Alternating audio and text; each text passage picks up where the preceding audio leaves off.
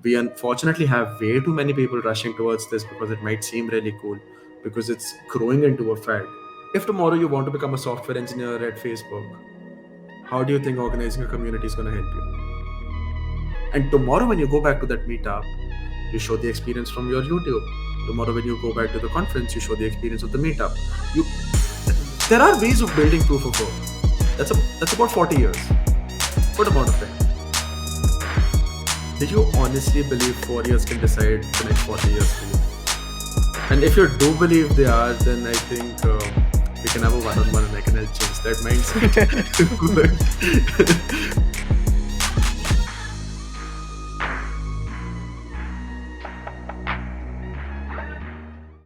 Hey Aditya, welcome to the show. How are you doing? All good here, Sanskar. What about you? Thank you so much for having me on. Likewise, I'm doing good as well, Aditya. Looking forward to this wonderful conversation that we're going to be having in the next half an hour. So, to start off, Aditya, can you please tell the audience about yourself a short little intro? Sure. Hi everyone. Thanks a lot for joining in. I am Aditya Oberai. I'm currently a developer advocate at Appright, and yeah, I've been an active part of tech communities and hackathons for the last 3 years. I've contributed as a Microsoft Learn student ambassador, as an MLH coach, as a Google Developer Student Club lead, a 12-year champion, among a few other things. And honestly, I just love hacking around, playing with different tech, playing with APIs, and I am really happy to be here with you all today. Cool. So, bro, you mentioned a couple of communities and hackathons which you're involved with. So, I really want to know, like, how have these communities, hackathons helped you grow, help you become better as a developer and in the community in general? Sure. So I do have a question there, just to clarify. Do you mean as an organizer or as a participant? As a participant. All right. So I think for me at least, hackathons were where I've learned most of the tech that I work with. Um, I used a database for the first time at a hackathon. I built a mobile app for the first time at a hackathon. I consumed and then went on to build an API for the first time at a hackathon. I used a cloud platform for the first time as well at a hackathon. So hackathons for me were really, really a lot about learning, um, about places where I could start off, a place where I could work on my ideas.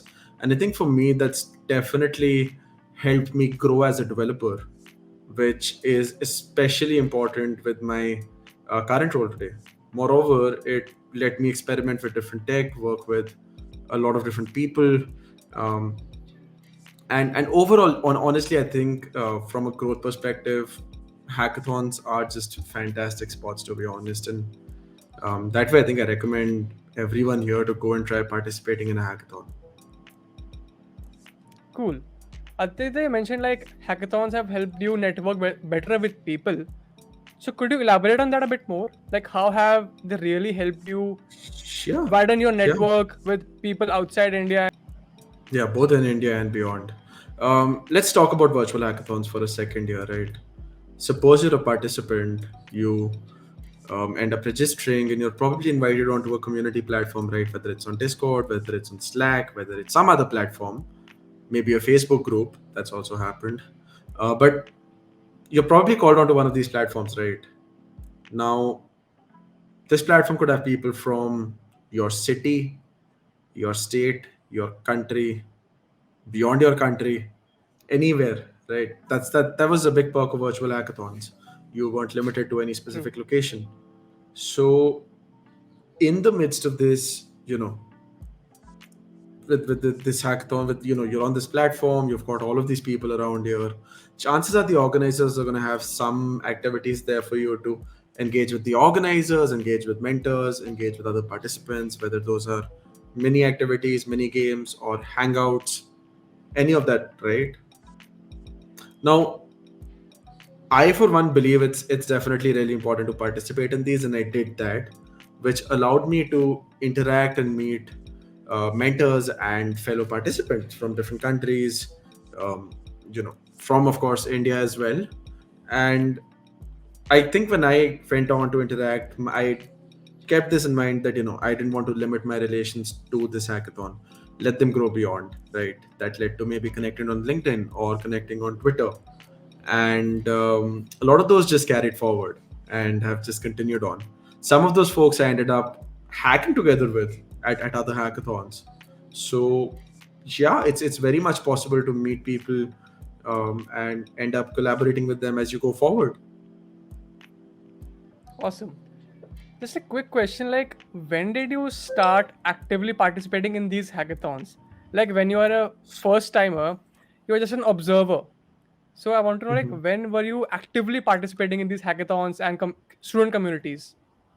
So for me, interestingly, I ended up starting with hackathons as an organizer back in first year, Okay. volunteering and stuff and that sort of thing, and that's what exposed me to these hackathons. Second year was kind of when I started participating in communities, going for hackathons.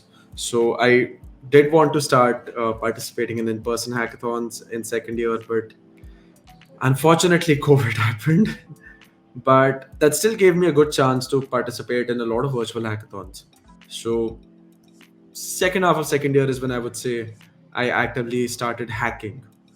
And once I started, that really didn't stop. Bro, if we talk about student communities, so if a first timer or let's say a beginner wants to get involved in these communities, do they really need to be like good at a particular tech stack, or that doesn't matter? No, absolutely not. You just need to want to learn, and you know you have to realize that the end goal isn't joining. That's potentially a milestone and probably just the start of it. um, you have to realize that these are places that will enable your growth, but you have to put in the effort for that. So no, you don't need to be proficient or experienced. You can start as an absolute beginner. That's totally cool, but um, you should start learning and take back from these and continue actually growing and taking the benefit that these communities and these initiatives are actually supposed to create. All right. So when we say like you should be an active participant in a community, so what does that mean for a beginner or a first timer? What can he do to show his participation? Okay, How can he be so involved basically? firstly, you, it's not mandatory to be active in every community you participate in. Presence is, Right, right, um, right. but you know, let's take that pressure off for a second. You can just be a consumer. But as far as activity goes, and it's always nice to be active, there are perks to it, for sure. So if I talk about being active as someone who's just started off with a piece of tech, what that would mean for me is, I'd be going on, I'd be asking questions about stuff I'm working on, I'd be interacting, just meeting new people, talking about the work they're doing, maybe sharing a little about the work I'm doing, sharing where I'm learning from, sharing what I'm building, getting feedback about that feedback. That's a very, very important thing. And that's probably the best way to start. I think if you do that much, it's going to lead to so much more beyond that. Engagement won't be the worry afterwards. Hmm. I get your point. All right. So Yeah. now let's talk about you, Aditya, being from Amity, Noida, not a tier 1 college. So how do you think that students who are from tier 2, tier 3 colleges, most of my audience is basically, so how should we look for opportunities? How should we look for, you know, opportunities basically in these communities? So it's a good thing this has come up, if I'm honest, because I think this is a conflict that a lot of us face, right, very regularly. Um, we think we're limited by where we are. We think we're limited by what we have. We think we're limited by the brands around us, the brand of our college, right? And yeah, it's true. Um, there is a difference between being in an IIT or a triple IT or a BITS, versus being in an Amity. That is true. That's not something we can disregard, right? It is a fact. These universities are more established. They have larger, better alumni bases. It is not that these colleges wherein can't grow to that. Like, look at Manipal, for example. Today, it's grown to a fantastic spot. 20, 25 years True. ago, wasn't there. And I can say so because my dad was from there, so he's told me how it was Okay. back then, and the way it's grown today, it's fantastic. And it's not that Amity won't reach there. In fact, it's probably on a very similar growth path. But in current times, it's slightly different, right? The colleges might be trying, but there is a difference between being in an IIT and being in an Amity.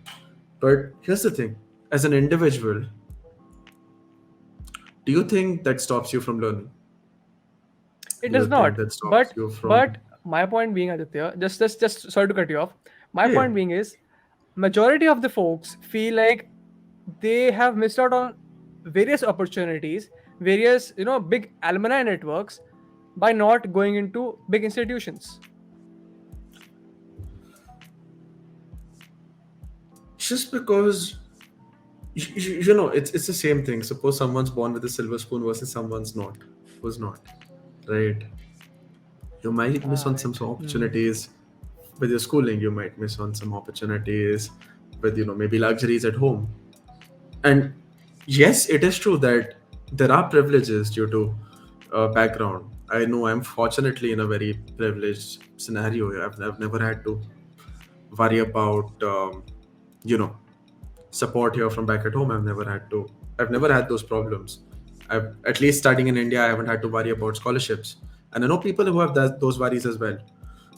I do come from a privileged background. So I think, the more I think about it, the more I realize is that um, there are things that you may not have at the start. There are things you may not, opportunities which may not be handed to you, right? You're not going to be served everything on campus like someone else might be. But that doesn't mean you can't earn those opportunities tomorrow anyway, can you? Yes, it's true that at the start you might face some differences. But the fact is that when we talk about our careers, I have a question for you. How long do you think your career is going to be? Suppose you start at 22, and let's say you work till what, 60, 65 maybe. I'm not talking about an early retirement, at least not for me. But in most cases, you'd probably end up working till 60, 65, right? Yeah. That's about 40 years. Good amount of time. Did you honestly believe 4 years can decide the next 40 years for you? No, they can't. Um, right. And if you do believe they are, then I think we can have a one-on-one, and I can help change that mindset. but, but the fact is that the next 40 years are not being decided by 4 years. Just because you might start smaller doesn't mean you can't grow to the biggest points that you want to be at, right? Doesn't mean you can't,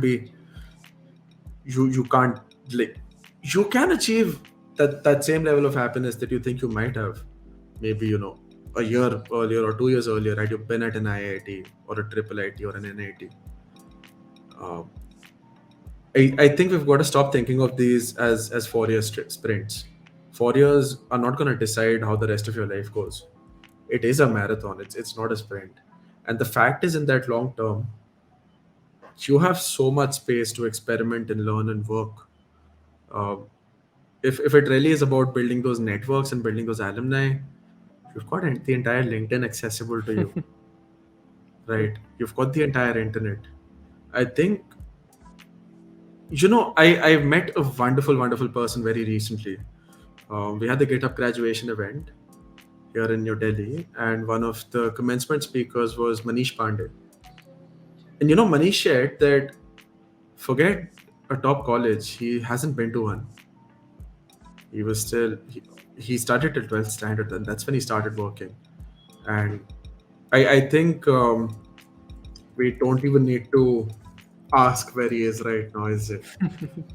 I believe he's heading people in culture at those talks. If I'm not wrong, I need to Yep. check on that. He is, I guess. Um, but yeah, he's working as head of people in culture at Joe Stocks, and he's worked with some of the biggest brands in the world. His published book is fantastic, and he did not go to college. He started off at a BSNL call center. That's where he started because he shared that. So the fact is, in an internet-enabled world, you have the entire internet to access, to use, to learn from, to interact with people on. Our communication forums, our places to play aren't these in-person offices all the time. Sure, there are places, but the fact is that we've got the entire social media to play with. That's where we interact. That's where we meet people. That's where we make friends. Uh, that is a fact in today's world. It's no more that just those college grounds or those offices are the only places where we're meeting people, right? That's not happening anymore. The world is far bigger than that. Not to say that you can't do that in an office, by the way. If you are, you totally can. It isn't to cancel out offices by any means. But there is an entire other arena for you to to participate in, and that isn't closed off. That isn't gated. You just need maybe a mobile phone or a computer along with internet access to use that. And I think most of us, I mean, if you're watching this video, it means you have access to that, right? Otherwise, you wouldn't be up here. So the fact is that there's a lot out there, a lot of learning, a lot of growth, a lot of opportunities you can find. Sanskar, do you know where I found Apprite and the job that I'm working at today? Just guess where I found it. Twitter? Do you think I was referred in? Do you think I No. was? No, right? I found it off a random tweet on a job board. Ah. Literally. Wasn't shared by anyone. Wasn't endorsed by someone I knew. Um, it was a hidden gem for me. Right. I came across Apprite and just off a tweet, and I found this wonderful product that I actually just felt had so much potential for impact, and I tried, and things worked out. Now that's another matter that I'd been doing relevant stuff for the last 1.5 years, but all the stuff I did in communities, all the stuff I did with tech, all the stuff I did at hackathons, they weren't dependent on my college brand, were they? They weren't closed off to IITs, were they? There are enough opportunities out there that can impact your growth. Yeah, maybe my campus doesn't see, a sprinkler come on board. So what? They just saw Amazon come over. What if they didn't? So what? They have some other company. If it's not happening on campus, chances are it's open outside. Even if it's not open outside, chances are that there is some other opportunity. I mean, if Microsoft is a target for you and it doesn't come to campus, it doesn't mean you can't try Microsoft ever, right? So what if it doesn't happen now? It could happen 2 years from now. It could happen 1 year from now. It could happen 5 years from now. I think we've got to reevaluate how we look at our own growth potential, what time frame we look at, what arenas we're looking at, right? Because, like I said, it's a 40-year-long journey. Why do you have to close it off to 4 years, right? And I think a lot of people do end up unlearning the fact that 4 years don't change that after they get through. Um, you know, it's just necessary to understand that even if you may not have what you want right now, it doesn't mean that the future is closed off. You will always have enough time to try and get the opportunities you want. And if something isn't in your hands today, doesn't mean it won't be tomorrow either. You've got to continue working and learning and just follow that process. And as long as you stick to the process, you're gonna be okay. Wow, this is turning out to be a great pep talk. All right. So, another very curious question that came to my mind when I was going through your website is that you have spoken at various tech conferences, A right? few. A few. Okay, a few. So, as a first timer, if you are applying to these conferences, how should you decide upon the topic which you want to speak upon? And how can you give the give the organizers the confidence that you can pull it off? So I think for me, I always focused on topics I was comfortable in, that I had some experience in, that I had proof of work in, right? Right. Um, let's say let's talk about MLH's conference, HackCon. Last year, I talked about hackathon organizing at the conference. Now, when I talk about this topic, when it comes to just justifying my topic, I had enough organizing experience to show, right? When tomorrow, for example, like another example, when I talk about C Sharp Corners Cloud Summit, where I took a session on Azure Functions and Twilio, I had worked on both of those through multiple projects, multiple hackathons. They were all on my GitHub. They were all linked. So you see, there for any topics that I've spoken at conferences, I had some relevant proof of work to show how I had experience on this front. Right? If I go ahead and talk about developer relations or developer advocacy tomorrow, I talk about what I'm learning today in my job, and I go ahead and talk about community management tomorrow, either I end up talking about my experiences from the hackathons I've done it, or my internship at ProGate, where I worked for 5 months as a community intern. So anything that I talk about at any of these conferences and forums, I ensure that I have relevant proof of work. And of course, some conferences accept, some don't. And that's okay. I think it's necessary to also realize that maybe at the start, maybe the biggest conference in the world might not take you. You can start smaller, right? Like, if a conference didn't accept you, maybe a local meetup would. If a local meetup didn't accept you, Hmm. maybe you've got your own YouTube. You can always create content. And tomorrow, when you go back to that meetup, you show the experience from your YouTube. Tomorrow, when you go back to the conference, you show the experience of the meetup. You, Hmm. there are ways of building proof of work, right? It's not that you can't get that work done in.